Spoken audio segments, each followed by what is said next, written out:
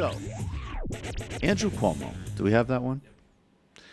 Andrew Cuomo was campaigning, I believe this was yesterday, and he made it was essentially just trying to make a really obvious point that America has not been great for a lot of different kind of people historically. That's not controversial. That's commonsensical. One can totally believe in and appreciate many things about the United States and also have basic historical awareness, which is what Andrew Cuomo was doing here. And of course, this has led to a big meltdown. This is Andrew Cuomo at an event, I believe. We're not going to make America great again. It was never that great.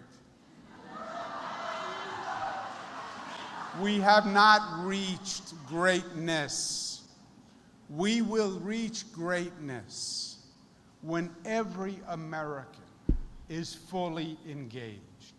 We will reach greatness when discrimination and stereotyping against women, 51% of our population, is gone, and every woman's full potential is realized and unleashed, and every woman is making her full contribution.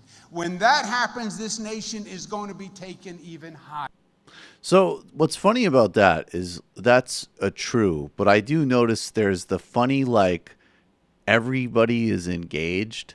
That's the kind of like funny, at least to me, maybe I'm being overly analytical, but that's like that's a very, when a kind of like centrist politician makes an accurate point about, you know, a certain category of oppression, and then like the solution becomes engaged. I'm like, what do you mean by that, buddy? Yeah, that's what feminism is. Every woman can be exploited by their boss just as much as a man is. Well, it is in fact what he's saying. And she can exploit her workers as well. And she can exploit her workers into that position. And that's called My being God. being bad. Boss bitch, that whole like terminology and imagery, right? Lady boss, that whole thing. So, okay. So, all right. But this is a good example, though, of why diversity capitalism, or in this case, with regards to gender, is better than white supremacy or pure patriarchy capitalism. Because, of course, Andrew Cuomo's sort of banal, obvious historical statement about the history of disenfranchisement of women in this country, which isn't even... It's just not even it's something akin to a sky is blue comment, led to a massive meltdown on Fox News, where we will start with wow, we've got two great ones here. Let's start with Trish Regan, or no, we'll go to her next because she really gets into it deep. But let's start with Ainsley Earhardt and Steve Doocy talking about some of the great things that America has done. You'll notice something in this clip. None of these things really have anything to do with what Andrew Cuomo was talking about. And it's an interesting historical interpretation here. Let's check it out. You know, we defeated communist Japan, radical Islamists. We ask our men and our women to go overseas to fight for our country and sacrifice so much for this great country so that we can be the land of the free, the land of the brave. We're the most generous country in all of the world. Yes, we have our faults, but because of this country, our world is definitely a better place. We are great. Yep, communism and Japan and so many other things as well.